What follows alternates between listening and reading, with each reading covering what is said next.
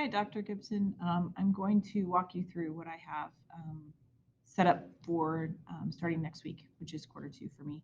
I wanted to make sure that I share this video with you now, and then if I can get access for you for Schoology, I will, but I've got to get that cleared first. Um, so this is what I have started. I have new students coming in the middle of this class randomly as they can move models at any point. And so I have a constructivist viewpoint. And so I was hoping that this would match that whole idea of being able to construct new understanding. So when students come in, they come to this folder first.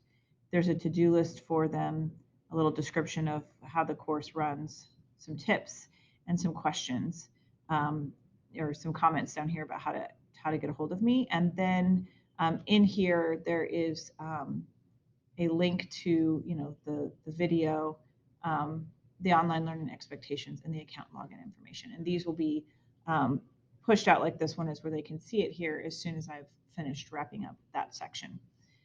So then each week is set up similarly. Um, you can see, well, first of all, I've got questions for the course, which is like a frequently asked questions page for them to be able to go and ask questions and see my answer immediately. Some links. We don't have a home page to start from, so I have this linked here for students to access. Um, this is our quarter 1 work that's now closed, and then this is unit 2 work.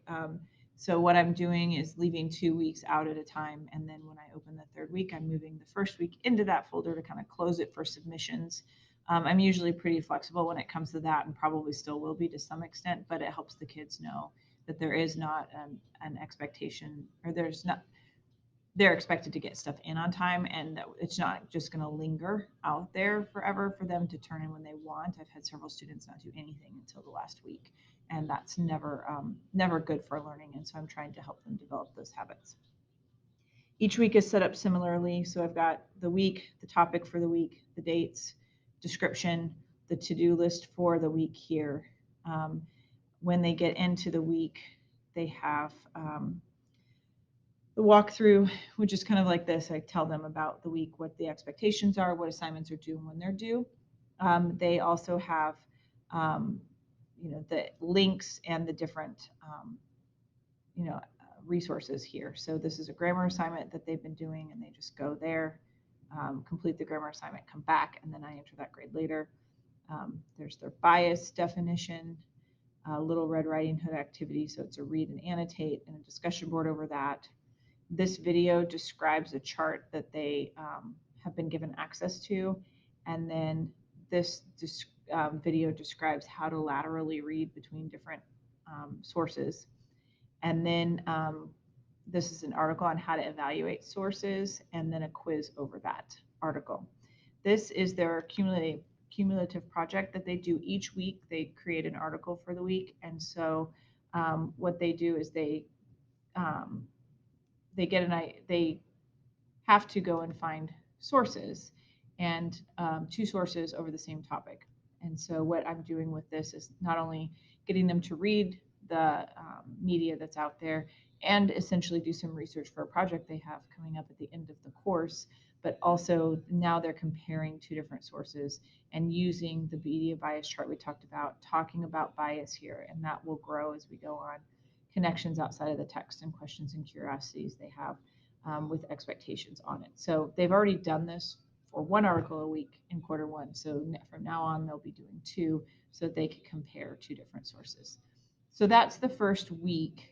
And how I'm assessing it really comes down to the article itself, or the article of the week is how I'll be looking at it. And so that is week 1.